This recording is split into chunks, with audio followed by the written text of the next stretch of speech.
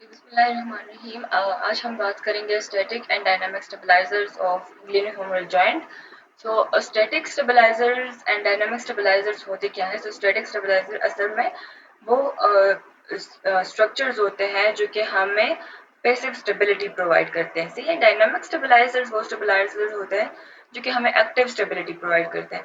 मतलब कि during rest जो है, अगर हम किसी जॉइंट को मूव नहीं कर रहे ड्यूरिंग रेस्ट, हमें कौन सी चीजें स्टेबिलिटी प्रोवाइड करती हैं? उनको स्टैटिक स्टेबलाइजर्स कहते हैं। और ड्यूरिंग मूवमेंट जो हमें स्टेबिलिटी प्रोवाइड होती है, उन स्ट्रक्चर्स को कहते हैं डायनामिक स्टेबलाइजर। ठीक है। अच्छा, सो स्टैटिक स्टेबलाइजेशन ऑफ यूनिफॉर्मल जॉइंट एंड डिपेंडेंट आर्म। अच्छा, अगर हम यूनिफॉर्मल जॉइंट की ज्योमेट्री की बात करें या उनके आर्टिकुलर सर्फेसिस की बात करें, तो वो जो है काफी इनकंग्रुएंट है। मतलब कि वो जो है एक दूसरे के साथ अब एक दूसरे में स्नगली फिट नहीं होते। लाइक ह्यूमरल हेड जो है वो क्लिनोइड फोसा में बिल्कुल स्नगली फिट नहीं होता। सो इसका मतलब है कि बोनी ज्योमेट्री जो है वो हमें अकेले में हमें जॉइंट की स्टेबिलिटी प्रोवाइड नहीं कर सकता, जब हमारा आर्म जो है वो बिल्कुल साइड पे हो, बिल्कुल रेस्ट पे हो। तो ऐसे कौन से मैकेनिज्म्स हैं फिर कि हमें वो स्टैटिक स्टेबिलिटी प्रोवाइड करते हैं? बोन्स तो नहीं हो सकते। अच्छा, अब मसल को जब हम चेक करते हैं ड्यूरिंग रेस्ट, सो मसल्स जो है वो बिल्कुल जो है इलेक्ट्रिकली साइलेंट होते हैं, उनमें कोई एक्शन पोटेंशियल जनरेट नहीं होता।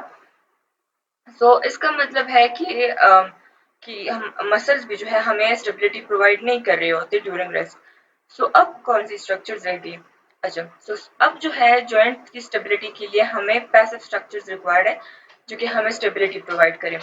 पैसिव स्ट्रक्चर्स में जो है मेन जो है that is rotator interval capsule. Rotator interval capsule जो है ये हमने पढ़ा हुआ था कि रोटेटर इंटरवल कैप्सूल ये जो है कंपोज होता है ऑफ थ्री स्ट्रक्चर्स। एक है सुपीरियर कैप्सूल, एक है सुपीरियर यूनिह्यूमरल ligament and third one is coracohumeral ligament. अच्छा, सो रोटेटर इंटरवल कैप्सूल जो है ये हमें स्टेबिलिटी प्रोवाइड करता है, जबकि हमारा आर्म जो है वो बिल्कुल रेस्ट पे हो, साइड पे आराम से पड़ा हुआ हो। सही है। मतलब हैंगिंग, जब आप चल रहे होते हैं ना, आपका आर्म जो है वो हैंगिंग हो और वो जो है मूव नहीं कर रहा हो, तो तब जो है हमें rotator interval capsule stability provide करता है। सही है। अच्छा, रोटेटर इंटरवल कैप्सूल को अगर हम यहाँ पे आप देखें ना, अच्छा यहाँ पे आप देखिए, सो ग्रेविटी जो है वो हमारे आर्म को पुल करती है नीचे की तरफ। सही है। और हमारे जो बोनी स्ट्रक्चर्स है आप यहाँ पे देखिए, सो वो जो है प्रिवेंट नहीं कर सकते इस पुल को।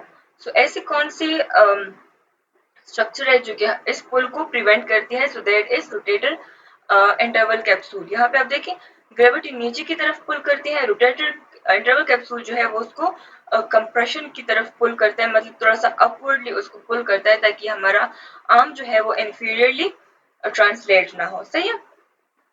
अच्छा जी, इसके अलावा जो है और भी दो मैकेनिज्म्स हैं जो कि इस इंफीरियर पुल को या ग्रेविटी की जो इंफीरियर जो ट्रांसलेशन होती है हमारी ह्यूमरल हेड पे, उसको प्रिवेंट करते हैं। वो मैकेनिज्म्स है कैप्सूल एंड ग्लिनोइड इंक्लिनेशन।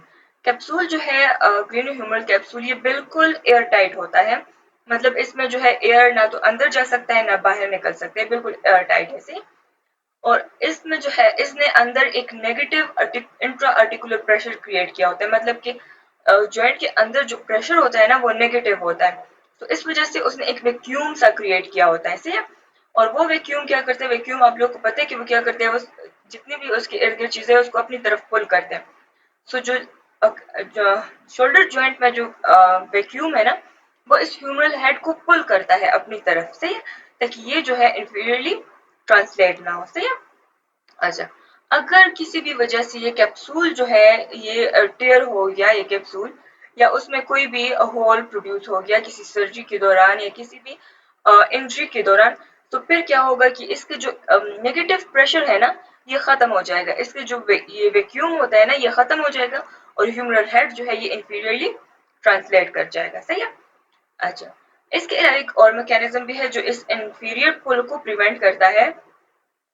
वो कौन सा मैकेनिज्म है? That is the degree of glenoid inclination. Glenoid को अगर आप देखें ना, यहाँ पे आप देखें, सो ग्लिनोइड जो है ये बिल्कुल वर्टिकल नहीं है, ये थोड़ा सा इंक्लाइंड है। सही है। सो इस इंक्लिनेशन की वजह से अच्छा, यहाँ पे आप देखिए ना, तो ये थोड़ा सा इंक्लाइंड है, ये बिल्कुल वर्टिकल नहीं है, सही है।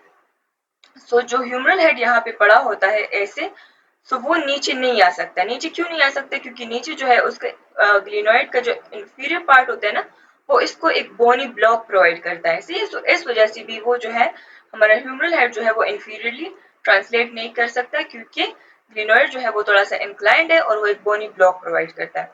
तो अगर रेस्ट पे हो हमारा आर्म, तो तब भी जो है अगर आराम से हैंगिंग हो ना साइड में, तो तब भी जो है ये ब्लॉक ग्लिनोइड जो है ये ब्लॉक प्रोवाइड करता है ताकि हेड इंफीरियरली ट्रांसलेट ना कर जाए। या फिर अगर हम मूवमेंट कर रहे होते हैं, यहाँ पे आप देखिए ये आर्म जो है, ये ह्यूमरस जो है ये एलिवेटेड है। तो जब हम एलिवेट कर लेते हैं तो तब भी जो है अगर ह्यूमरल हेड इंफीरियरली ट्रांसलेट करने की कोशिश करता है, तो नीचे से ग्लिनोइड जो है वो उसको एक बोनी ब्लॉक प्रोवाइड करता है, सही है। तो इस वजह से भी हमारा हेड जो है वो इंफीरियरली ट्रांसलेट नहीं कर सकता। अच्छा जी। अच्छा, अब जो है ये तो हमने एक हैंगिंग आर्म की बात की, जो बिल्कुल रेस्ट पे था, उस पर कोई लोड वगैरह नहीं था। अगर हम इस आर्म को हेविली लोड करते हैं, अगर वो एक्टिव मूवमेंट्स नहीं कर रहा, फॉर एग्जांपल आप खड़े हुए हैं ना और आप एक बैग हाथ में उठाए, अब आप इस आर्म की मूवमेंट नहीं कर रहे, लेकिन आपके हैंड में एक लोड है।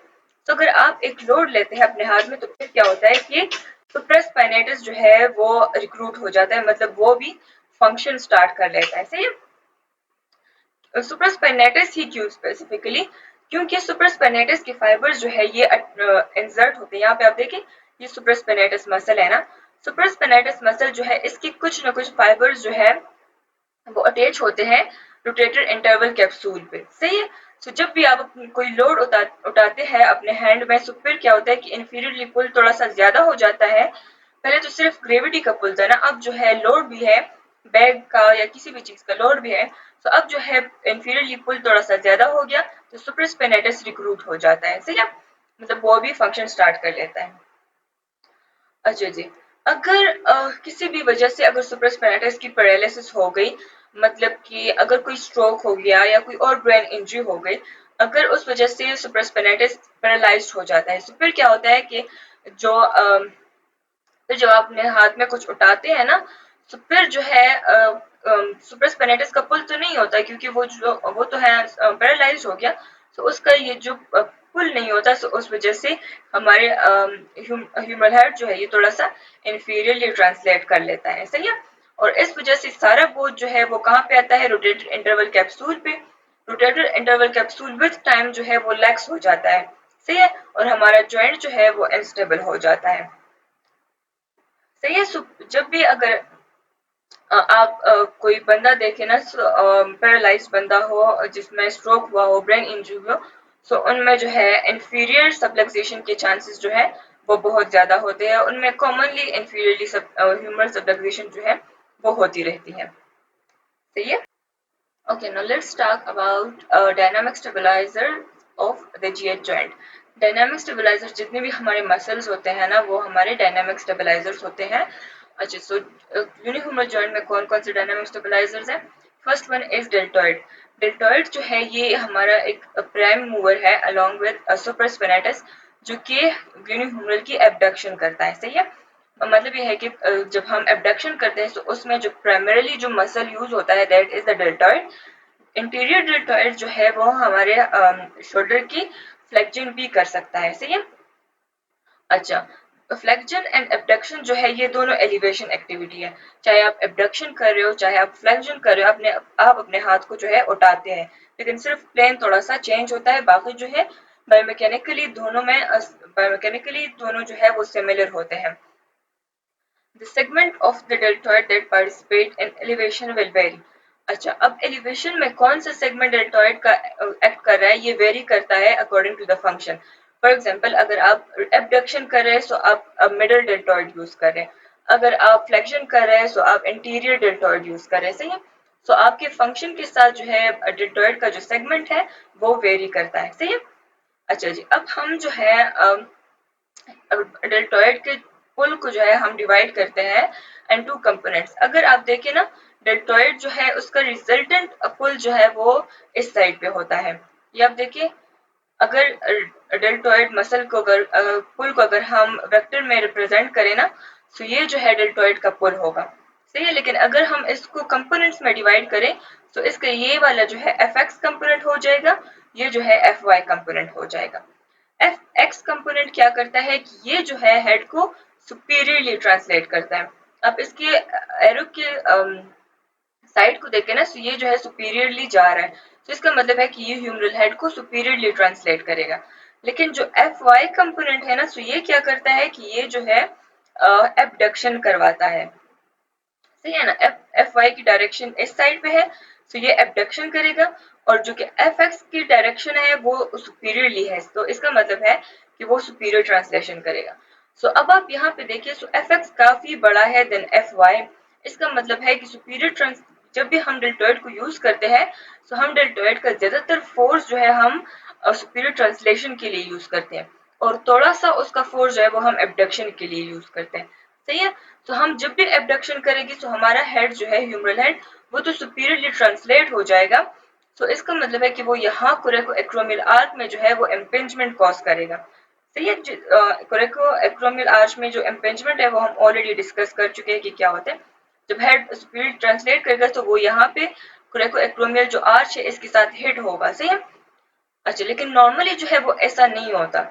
सो नॉर्मली इसको इस एफ एक्स कंपोनेंट को कौन अपोज करता है, तो इसको अपोज करते हैं ग्रेविटी, सही है। ग्रेविटी की डायरेक्शन जो है वो नीचे होती है, एफ एक्स की डायरेक्शन जो है वो सुपीरियरली होती है, सो वो जो है एक दूसरे के इफेक्ट को कैंसिल कर लेते हैं, सही है। इस वजह से हेड जो है वो सुपीरियरली ट्रांसलेट नहीं करता। अच्छा, अब जो है अगर आप देखें तो ग्रेविटी एंड एफएक्स जो है वो एक दूसरे को कैंसिल कर लेते हैं, मतलब कि ग्रेविटी का फोर्स जो है वो ज्यादा हो गया, अब ट्रांसलेशन नहीं होगी। अब ग्रेविटी इतनी ज्यादा हो गई है कि F X F Y component जो है वो काफी छोटा है, तो डेल्टोइड जो है वो अकेले में एबडक्शन नहीं कर पाएगा क्योंकि उसको तो ग्रेविटी अपोज कर रही है ना। तो यहाँ पे कुछ और मसल्स होते हैं जो इसको हेल्प करते हैं एबडक्शन करने में, और वो कौन से मसल है, वो है रोटेटर कफ मसल्स, सही है। थोड़ा सा रिवाइज करते हैं कि क्या होता है। अगर आप डेल्टोइड के पुल को देखें ना, तो ये उसका रिजल्टेंट पुल होगा, ये रेड वाला। उसको हम कंपोनेंट्स में डिवाइड करते हैं, एक एफ एक्स कंपोनेंट, एक F Y component. F X काफी बड़ा है, एफ वाई जो है ये बहुत छोटा है, सही है। एफ एक्स क्या करता है कि ये सुपीरियरली हेड को ट्रांसलेट करता है, सही है। लेकिन और एफ वाई क्या करता है कि ये एबडक्शन करवाता है, सही है। अच्छा, अब इस सुपीरियर ट्रांसलेशन को प्रिवेंट कौन करता है, ग्रेविटी। सो ग्रेविटी जो है वो इतनी ज्यादा है कि वो जो है इसको सुपीरियर ट्रांसलेशन को प्रिवेंट कर रही है। अब ग्रेविटी अगर सुपीरियर ट्रांसलेशन को प्रिवेंट कर रही है, इसका मतलब है कि वो एबडक्शन को भी प्रिवेंट कर रही है ना, क्योंकि वो जो है वो भी इसके बराबर ही है ना, इसके अपोजिट, लेकिन सिर्फ अपोजिट डायरेक्शन में है। तो अब डेल्टोइड जो है वो एबडक्शन भी नहीं कर पाएगा। सो लेकिन एबडक्शन फिर भी होती है। सो ये एबडक्शन कौन एग्जिस्ट करता है डेल्टोइड के साथ, तो वो है रोटेटर कफ मसल्स, सही है। अच्छा जी, अब rotator cuff and gear stabilisation. अब रोटेटर कफ का जो है यूनिह्यूमरल स्टेबलाइजेशन में क्या रोल होता है। रोटेटर कफ में जो है चार मसल्स होते हैं जिसको हम एब्रिवेट करते हैं सेट्स सेट से। S stands for supraspinatus, I for infraspinatus, T for teres minor and S for subscapularis muscle. तो ये सारे मसल जो है ये रोटेटर कफ मसल बनाते हैं। इन सबको जो है रोटेटर कफ क्यों कहा जाता है, इस वजह से क्योंकि ये जो है ये चारों मसल्स जो हैं ये हमारे यूनिह्यूमरल कैप्सूल के साथ उसके साथ ब्लेंड होते हैं, मतलब उसके फाइबर के साथ ब्लेंड होते हैं और उसको री करते हैं। आप यहाँ पे देखें, तो सुपीरियरली जो है सुप्रास्पिनेटस आता है, इंटीरियरली जो है सबस्केपुलरिस आता है, पोस्टीरियरली जो है सुप्रास्पिनेटस, इंफ्रास्पिनेटस, एंटीरियस माइनर होता है। तो ये सारे जो है हमारे कैप्सूल को री करते हैं, मतलब कैप्सूल को जो है ज्यादा स्टेबिलिटी प्रोवाइड करते हैं, सही है। अच्छा, इसके अलावा इनका जो लाइन ऑफ एक्शन है, मतलब ये जो अपना एक्शन जब परफॉर्म करते हैं ना, तो ये जॉइंट को स्टेबिलिटी भी प्रोवाइड करते हैं, तो इस वजह से इनको कफ मसल्स कंसिडर किया जाता है, सही है। अच्छा, अब यहाँ पे आप देखिए ना, सो इन सुप्रास्पिनेट सॉरी इंफ्रास्पिनेटस, टीरेस माइनर और सबस्केपुलरिस का लाइन ऑफ एक्शन जो है वो तीनों का सेम होता है। नेक्स्ट फिगर में आप देखिए तो, अच्छा यहाँ पे आप देखिए ना, यहाँ पे आप देखिए इंफ्रास्पिनेटस और टीरियस माइनर एंड सबस्केपुलरिस का लाइन ऑफ एक्शन जो है वो बिल्कुल एक ही साइड पे है, सही है। सो अगर हम लेकिन जो जो सबस्केपुलरिस है वो एंटीरियर साइड पे होता है और इंफ्रास्पिनेटस एंटीरियस माइनर ये पोस्टीरियर साइड पे होते हैं। बाकी जो है इनका लाइन ऑफ एक्शन बिल्कुल सेम होता है। तो अगर हम इसमें एक भी ले लें और उसको अपने कंपोनेंट्स में डिवाइड कर लिए, आप देखिए, तो ये जो है लाइन ऑफ एक्शन होता है ये रेड वाला इंफ्रास्पिनेटस टीरियस माइनर एंड सबस्केपुलरिस का। अगर हम उसको कंपोनेंट्स में डिवाइड कर लें तो इसका एक एफ वाई कंपोनेंट होगा, एक जो है एफ एक्स कंपोनेंट होगा।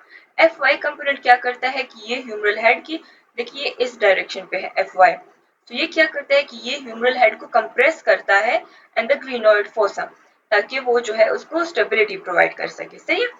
अच्छा, लेकिन इस स्टेबिलिटी के साथ साथ कंप्रेशन के साथ साथ ये थोड़ा सा रोटेशन भी कर सकता है, मतलब इस टाइप का, सही है।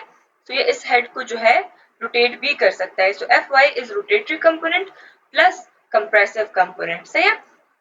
अच्छा, लेकिन एफ एक्स कंपोनेंट जो है ये आप देखें, तो इसकी डायरेक्शन सेम है जिस तरह ग्रेविटी की डायरेक्शन है, सही है। तो एफ एक्स जो है ये ग्रेविटी को एडजस्ट करता है ताकि रेजिस्ट कर सके superior pull of deltoid. Deltoid की पुल की जो हमने बात की थी कि वो बहुत बड़ा एक कंपोनेंट है जो कि सुपीरियर ट्रांसलेशन करता है। तो उस सुपीरियर ट्रांसलेशन को प्रिवेंट करने के लिए एक तो ग्रेविटी है, ग्रेविटी के साथ साथ जो है सुप्रास्पिनेटस इंफ्रास्पिनेटस टीरियस माइनर एंड सबस्केपुलरिस जो है ये तीनों मसल्स ये भी एडजस्ट करते हैं ग्रेविटी को ताकि रेजिस्ट कर सके डेल्टॉइड के सुपीरियर ट्रांसलेशन को, सही है। अच्छा जी, इसके अलावा अगर हम जो है अच्छा इस रोटेटरी कंपोनेंट की अगर हम बात करें ना, सो इंफ्रास्पिनेटस और टीरियस माइनर जिनके पोस्टीरियर साइड पे है, सो ये जो है लेटरल रोटेशन कर सकते हैं, सही है। और उसमें मेनली इम्पोर्टेंट है टीरियस माइनर जो लेटरल रोटेशन करता है। जब हम अपने आर्म को एबडक्ट करते हैं ना, तो उस टाइम पे थोड़ी सी लेटरल रोटेशन भी होती है और वो लेटरल रोटेशन कौन प्रोवाइड करता है, दैट इज टीरियस माइनर, सही है। और जब हम मीडियल रोटेशन करते हैं ना, सो मीडियल रोटेशन हमें सबस्केपुलरिस प्रोवाइड करता है, सही है। सो इसके अलावा जो कंप्रेसिव कंपोनेंट है, कंप्रेसिव कंपोनेंट के अलावा इनके रोटेटरी कंपोनेंट्स भी है, और वो क्या करते हैं कि लैटरल एंड मीडियल रोटेशन करवाते हैं। सो इस वजह से जो है इन कफ मसल्स को यूजुअली स्टेरॉइड्स भी कहा जाता है, सही है। अच्छा जी, ओके, अब बात करते हैं जो जो लास्ट वाला मसल है of the rotator cuff, that is the supraspinatus. So supraspinatus को आप देखिए, इसके लाइन ऑफ एक्शन को देखिए, सो ये थोड़ा सा सुपीरियरली है, सही है। अगर इसको हम कंपोनेंट्स में डिवाइड कर ले तो इसका एक एफ एक्स कंपोनेंट बनता है, एक एफ वाई कंपोनेंट बनता है। सो इसका एफ वाई कंपोनेंट जो है वो सेम है जिस तरह इंफ्रास्पिनेटस टीरियस माइनर एंड सबस्केपुलरिस का होता है एफ वाई कंपोनेंट, उसकी तरह है, मतलब कि ये भी कंप्रेशन प्रोवाइड करता है टू द ग्लेनोह्यूमरल जॉइंट। लेकिन इसके कंप्रेसिव फोर्स को आप देखिए, सो ये थोड़ा सा छोटा सा वेक्टर है और ये जो है काफी बड़ा वेक्टर है। सो इसका कंप्रेसिव कंपोनेंट जो है वो ज्यादा है देन दीज थ्री मसल्स, सही है। अच्छा, इसका दूसरा कंपोनेंट जो है that is F X component. अब एफ एक्स कंपोनेंट को आप देखिए, सो ये जो है सेम है जिस तरह डेल्टॉइड का एफ एफ एक्स कंपोनेंट था, वो काफी बड़ा था और ये जो है छोटा है। सो ये जो है एग्जिस्ट करता है डेल्टॉइड के सुपीरियर ट्रांसलेटरी कंपोनेंट को, सही है, और रिजिस्ट करता है ग्रेविटी के डाउनवर्ड पुल को, सही है। ये तीनों जो है ये ग्रेविटी को एग्जिस्ट करते हैं क्योंकि इनकी डायरेक्शन और ग्रेविटी की डायरेक्शन सेम होती है। लेकिन सुप्रास्पिनेटस जो है ये ग्रेविटी को रेजिस्ट करता है क्योंकि इसके और ग्रेविटी की डायरेक्शन जो है वो अपोजिट डायरेक्शन में है, सही है। इस वजह से ये डेल्टॉइड को असिस्ट करता है एंड सुपीरियर ट्रांसलेशन, लेकिन ये रेजिस्ट करता है ग्रेविटी को क्योंकि इसका डायरेक्शन जो है वो अपोजिट है, सही है। अच्छा जी, अच्छा जी, the long head of bicep brachii and GH stability. अब बाइसेप का जो लॉन्ग हेड है इसका क्या रोल है एंड ग्लूटेन स्टेबलाइजेशन। सो बाइसेप का लॉन्ग हेड जो है, अगर आप इसको देखिए, यहाँ पे आप देखिए ये जो टेंडन नजर आ रहे हैं ये बाइसेप का लॉन्ग हेड है, यहाँ पे आप देखिए। सो ये जो है बाइसेप का लॉन्ग हेड है, ये उसका शॉर्ट हेड है। बाइसेप का लॉन्ग हेड जो है ये ये greater tubercle and lesser tubercle जो ह्यूमरस में होते हैं, इन दोनों के बीच में से पास होता है और ये जाके हमारा जो सुप्रास्पिनेटस होता है, ये सुप्रास्पिनेटस है, ये जो है सबस्केपुलरिस है। सुप्रास्पिनेटस एंड सबस्केपुलरिस के बीच में जाके ये सुप्राग्लिनोइड, यहाँ पे आप देखिए सुप्राग्लिनोइड ट्यूबरकल पे ये अटैच होता है। मतलब जो ग्लिनोइड फोसा है ना, इसकी सुपीरियरली एक छोटा सा ट्यूबरकल होता है, वहां पे ये अटैच होता है, लेकिन ये जो है कैप्सूल को पेनेट्रेट करता है और फिर अटैच होता है। लेकिन जो साइनोवियल मेम्ब्रेन होती है उसको पेनेट्रेट नहीं करता, ये सिर्फ कैप्सूल को पेनेट्रेट करके अटैच हो जाता है। सही है। अच्छा, और इसको जो है between the greater and lesser tubercle, इसके ऊपर एक शीट होती है, एक लिगामेंट होता है जिसको कहते हैं ट्रांसवर्स ह्यूमरल लिगामेंट, जो कि प्रिवेंट करता है इसकी ट्रांसलेशन को, ताकि ये जो है ड्यूरिंग मोमेंट ये अपने ये जो ग्रूव है, जो बाइसेप्टल ग्रूव है, इस ग्रूव से ये बाहर ना निकले। सही है।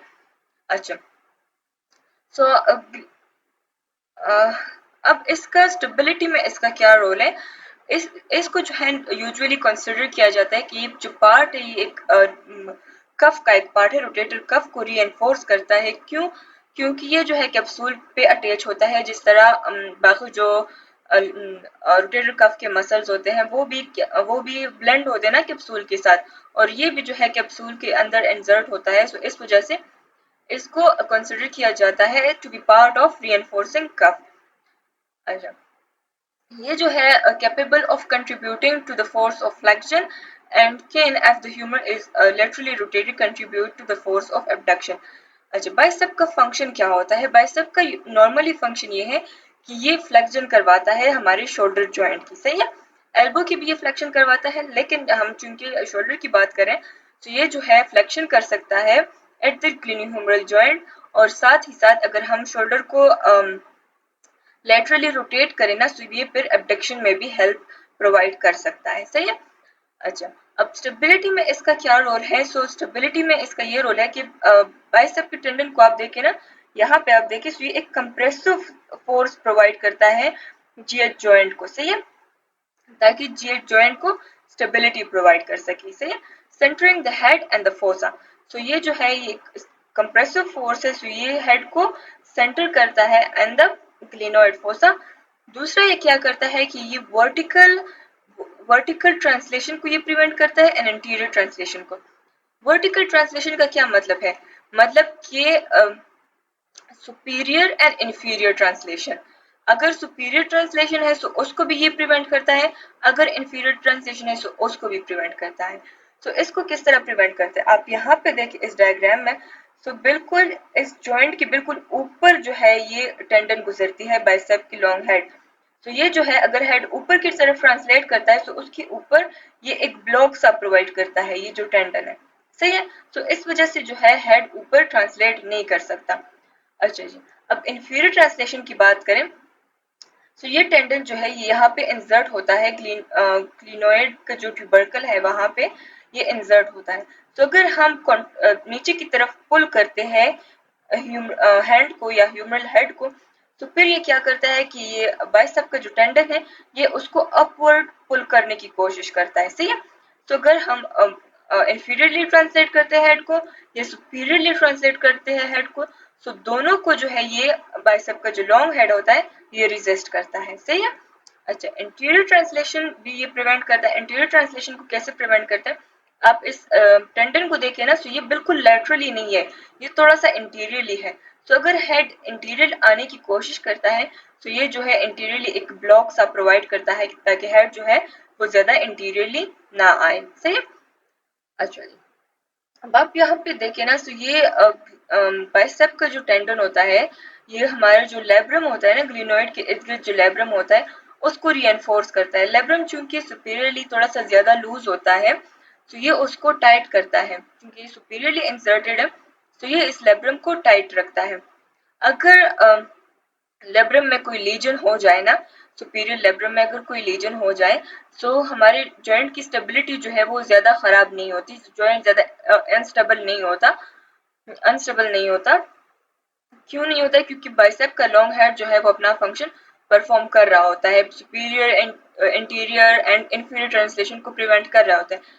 लेकिन अगर लेब्रम के साथ साथ बाइसेप का लॉन्ग हेड भी यहाँ से टेयर अप हो जाए तो फिर क्या होता है कि फिर जो है हमारा ह्यूमरल हेड जो है, हमारा ह्यूमरल जॉइंट जो है, ग्रेन्यूह्यूमरल जॉइंट, वो इनस्टेबल हो जाता है, क्योंकि अब जो है जो सुपीरियर, इंफीरियर और इंटीरियर ट्रांसलेशन को प्रिवेंट करने की जो कैपेबिलिटी होती है ना, वो ह्यूमरल हेड की खत्म हो जाती है।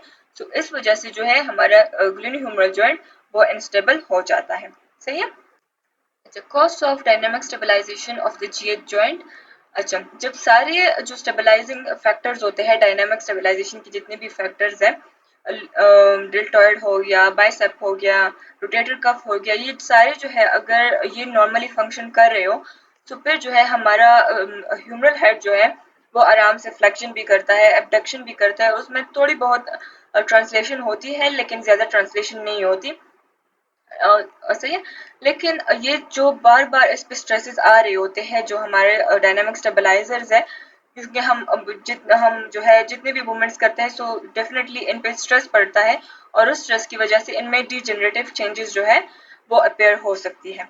लेकिन अगर इनमें कोई भी डिसरप्शन हो, इन स्टेबलाइजिंग फैक्टर में कोई भी मसल अगर वीक हो या कोई भी मसल में अगर कोई टेयर हो गया, सो इस वजह से ये जो डिजेनरेटिव चेंजेस होती है ये ज़्यादा हो जाती है और हमारा जॉइंट जो है वो इंस्टेबिलिटी की तरफ जा सकता है। सही है। ओके, सुप्रास्पाइनेटस जो है ये एक की स्ट्रक्चर है एंड डायनामिक स्टेबलाइजेशन, क्योंकि जब हम अपने हैंड को मूव कर रहे होते हैं तब भी सुप्रास्पाइनेटस जो है वो एक्टिव होता है। लेकिन अगर हम हैंड को मूव नहीं कर रहे होते, अगर हम कोई लोड भी उठाते हैं तो तब भी सुप्रास्पाइनेटस पे स्ट्रेच आता है। अगर सिर्फ ग्रेविटी है तो तब ग्रेविटी भी जो है वो सुप्रास्पाइनेटस को स्ट्रेच करती है। सही है। तो इस वजह से जो है सुप्रास्पाइनेटस पे लोड जो है, टेंसाइल फोर्सेस जो है वो ज़्यादा आती हैं और इस वजह से जो है वो क्रॉनिकली ओवर यूज होता है। रेस्ट में भी यूज हो रहा होता है, एक्शन के दौरान भी यूज हो रहा है, तो इस वजह से वो जो है क्रॉनिकली ओवर यूज होता है। अच्छा, सुप्रास्पाइनेटस जो है इसकी कंप्रेशन एंड इम्पिंजमेंट भी हो सकती है। क्यों कंप्रेशन एंड इम्पिंजमेंट की जो है डिफरेंट फैक्टर्स हैं। यहाँ पे आप देखिए ना, सुप्रास्पाइनेटस कोरेकोएक्रोमियल आर्च में उसके बीनीथ जो है ये पास होता है। तो अगर इस आर्च में कोई भी एबनॉर्मेलिटी आती है, सुपीरियरली अगर ये स्पेस जो है ये नैरो हो गया या इंफीरियरली अगर ये स्पेस नैरो हो जाता है, किसी भी अगर लिगामेंट हाइपरट्रोफिक हो जाता है या बोन में कोई स्पर बन जाता है या एसी जॉइंट में कोई डीजनरेशन होती है, तो इस वजह से जो है ये स्पेस को कम करती है और सुप्रास्पाइनेटस की इम्पिंजमेंट होती है। इसके अलावा अगर हम बात करें किसी की ऑक्यूपेशन के बारे में, मतलब अगर कोई बंदा है और उसका ऑक्यूपेशन ये है कि वो जो है हैवी वेट लिफ्टिंग करता है, सही है, सो उस वजह से जो हम हैवी वेट लिफ्टिंग करते हैं तो उस वजह से भी सुप्रास्पाइनेटस ज़्यादा यूज होता है और उसमें लीजन्स के चांसेस ज़्यादा होते हैं। सही है।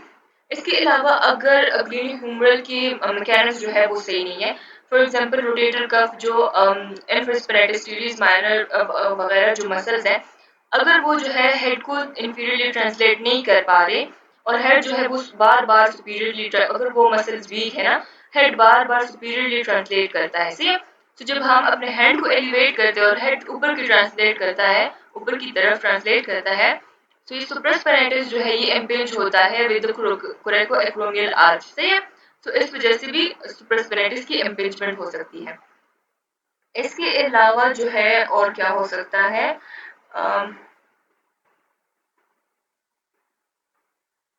अच्छा, इसके अलावा अगर हम स्कैपुला की बात करें ना, स्कैपुला जो है नॉर्मली जब हम अपने हैंड को एलिवेट करते हैं तो हमारा स्कैपुला क्या करता है कि ये भी अपवर्ड रोटेशन करता है और ये जो है पोस्टीरियरली टिल्टिंग भी करता है। सही है। तो अगर स्कैपुला अपवर्ड रोटेशन या पोस्टीरियर टिल्टिंग नहीं कर रहा ड्यूरिंग एलिवेशन और यहाँ से हम अपने हैंड को उठाते हैं, तो ये सुप्रास्पाइनेटस जो है ये इम्पिंज होगा हमारे एक्रोमियन के साथ। सही है। और उस वजह से भी इम्पिंजमेंट हो सकती है। तो डिफरेंट फैक्टर्स है जिसकी वजह से सुप्रास्पाइनेटस जो है ज्यादा वल्नरेबल है टू इंजरी। सही। सारे रोटेटर कफ मसल में सबसे वल्नरेबल जो मसल है that is supraspinatus. Rotator cuff muscle की जो है इसकी टियर भी हो सकती है ओवर द एज ऑफ 70। जिन लोगों की एज 70 से ज़्यादा हो तो उसमें इसकी पार्शियल या फुल थिकनेस टियर भी हो सकता है। और इसमें जो है टेयर से पहले पहले सबसे पहले जो मसल वो उसमें लीजन नजर आते हैं, दैट इज द सुप्रास्पिनेटस। अच्छा, रोटेटर कफ की टेंडिनोपैथी हो, मतलब कोई भी टेंडन में एबनॉर्मेलिटी हो, कोई भी पैथोलॉजी हो टेंडन में, या उसकी टेयर हो, उसमें क्या होता है कि जब हम पेशेंट से कहते हैं कि अपने हाथ को एलिवेट करें ना, तो उसमें 60 डिग्री तक कोई पेन नहीं होती। अब फिर जो है पेन स्टार्ट हो जाती है फ्रॉम 60 टू 120, एंड 120 से 120 के बाद फिर से पेन नहीं होती। सो ये 60 टू 120 तक जो रेंज है ना, ये स्पेसिफिकली रोटेटर कफ टेंडिनोपैथी में होता है, और इसको हम कहते हैं पेनफुल आर्क। सही है। अच्छा, ये पेनफुल आर्क जो है ये रोटेटर कफ पैथोलॉजीज में ये होता है। हाँ, अच्छा, और ये पेनफुल आर्क क्यों होता है, क्योंकि जो हमारा रोटेटर कफ जो सुपरस्पिनाटस मसल है वो पास होता है under the coracoacromial ligament, sorry coracoacromial arch, और इस आर्च में जो है इसकी इम्पिंजमेंट होती है ड्यूरिंग 60 टू 120, तो तब जो है ये पेनफुल होता है, और उसके बाद जो है पेन खत्म हो जाती है। सही है। अच्छा, degenerative changes of acromioclavicular joint. Acromioclavicular joint भी जो है हमें सेम एरिया पे पेन देते हैं, जहाँ पे जो है हमें रोटेटर कफ या सुपरस्पिनेटस का पेन मिलता है। सही है। लेकिन जो ऐसी जॉइंट का पेन होता है ना, वो जो पेनफुल आर की हमने बात की उससे अबव अगर हम हैंड को उठाते हैं, तब जो है हमें ऐसी जॉइंट का पेन फील होता है। मतलब ये है कि 60 टू 120 तक तो हमें रोटेटर कफ पैथोलॉजी का पेन मिलता है, उसके बाद जो है वो पेन खत्म हो जाता है। फिर जो एंड एंड एलिवेशन होती है, एंड एबडक्शन होती है, दैट इज 170 टू 180 डिग्री। तो उसमें जो है अगर हमें पेन फील हो रही है, तो इसका मतलब है कि ये कोई क्रोमियोक्लेविकुलर जॉइंट की पैथोलॉजी है। सही है। क्रोमियोक्लेविकुलर जॉइंट में डिजेनरेटिव चेंज है। या अगर हम जो है क्रॉस बॉडी एडक्शन करते हैं, यहाँ पे इस पिक्चर में आप देखिए, ये इसमें जो एडक्शन हो रही है ना, ये हॉरिजॉन्टल एडक्शन जो है, इसको कहते हैं क्रॉस बॉडी एडक्शन। तो अगर हम क्रॉस बॉडी एडक्शन कर रहे हैं और उसमें हमें पेन फील होती है, तो ये जो है हमें इसमें जो है ऐसी जॉइंट जो होता है हमारा वो कंप्रेस होता है, और उस वजह से अगर ऐसी जॉइंट में अगर डिजेनरेटिव चेंजेस है, तो इस वजह से जो है हमें पेन फील होती है। ठीक है। तो अगर क्रॉस बॉडी एडक्शन है, या फिर बिल्कुल एंड में एबडक्शन है, तो इसमें अगर हमें पेन फील हो रही है, तो ये जो है ऐसी जॉइंट की डिजेनरेशन शो करती है। सही है। अच्छा, long head of bicep brachii. अब बाइसेप ब्रेकियाई जो है ये भी अगर इसमें अगर कोई पैथोलॉजी है, तो ये भी हमें जो है इंटीरियर सुपीरियर शोल्डर पेन दे सकती है। अच्छा, बाइसेप जो है जैसे हमने इसकी पहले बात की ना, कि ये जो है between the supraspinatus and between the subscapularis ये पास होता है और जाके सुपरक्लिनोइड ट्यूबरकल पे अटैच होता है। तो इसकी भी जो है कोरेकोएक्रोमियल आर्च में इम्पिंजमेंट हो सकती है। सही है। अच्छा, इसके अलावा जो है बाइसेप ब्रेकियाई अगर एक्टिवली अगर ये काम कर रहा है, मतलब शोल्डर को एलिवेट कर रहा है या शोल्डर को जॉइंट को स्टेबिलिटी प्रोवाइड कर रहा है, तो अगर एक्टिवली ये काम कर रहे हैं या पैसिवली ये काम कर रहा है, मतलब अगर हम हैंड को पैसिवली मूव करें, तो ये बाइसेप का जो टेंडन है इसको आराम से स्लाइड करना चाहिए and the transverse humeral ligament in the bicipital groove. अब पीछे जाके हम डायग्राम से थोड़ा सा पढ़ते हैं।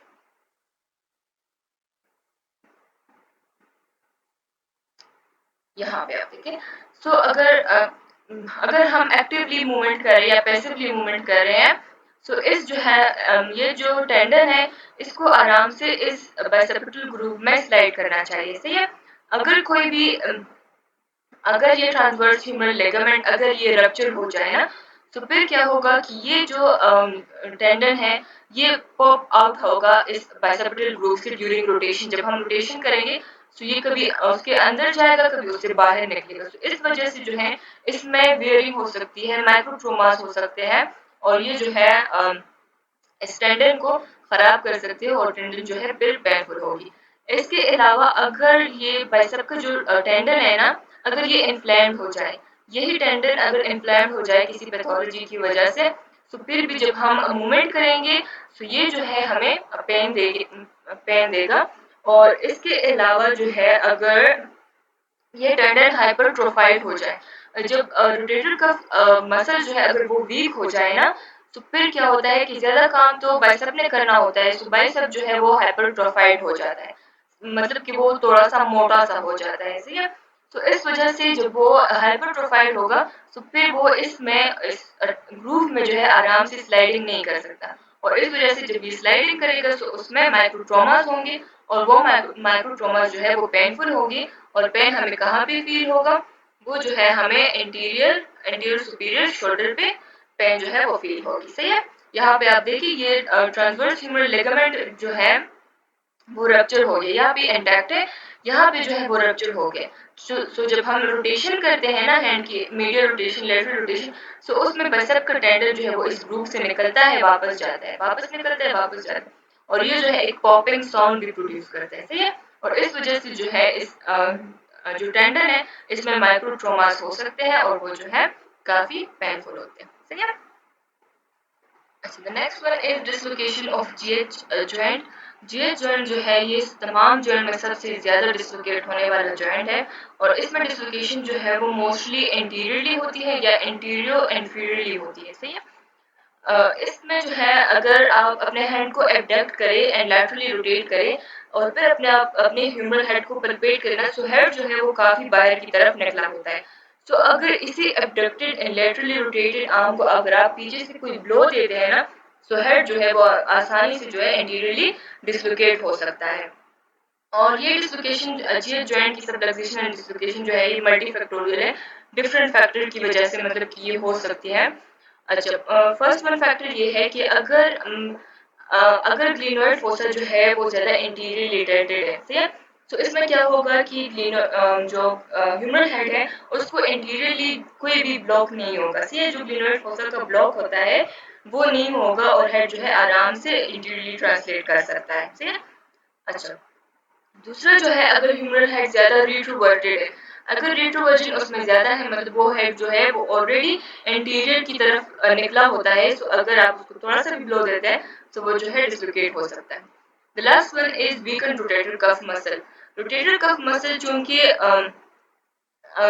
क्या करते हैं कि स्टेबलाइज करते हैं जो कैप्सूल होता है, कैप्सूल को रीएनफोर्स करते हैं ताकि हेड जो है हेड को स्टेबिलिटी प्रोवाइड कर सके, स्पेसिफिकली जो इंटीरियरली होता है सब स्केपुलरिस मसल। तो अगर रोटेटर कफ जो है अगर वो वीक है, रोटेटर कफ जो है वो ज़्यादा कैप्सूल को स्टेबलाइज नहीं कर पा रहे, तो उस वजह से क्या होगा कि हेड जो है उसमें ट्रांसलेशन इंक्रीज हो जाती है, और उस ट्रांसलेशन की वजह से जो है उसमें सबलक्सेशन या डिसलोकेशन हो सकती है। सबलक्सेशन एंड डिसलोकेशन में डिफरेंस ये होता है, डिसलोकेशन में जॉइंट जो है वो कम्प्लीटली जो है एक दूसरे से सेपरेट हो जाते हैं, जॉइंट सर्फेसिस जो होती है। सबलक्सेशन में ये होता है कि वो जो है पार्शियल, इसको हम पार्शियल डिसलोकेशन भी कह सकते हैं, मतलब कि कम्प्लीटली एक दूसरे से सर्फेसिस सेपरेट नहीं होती, लेकिन थोड़ी बहुत उनमें सेपरेशन हो जाती है, सही है।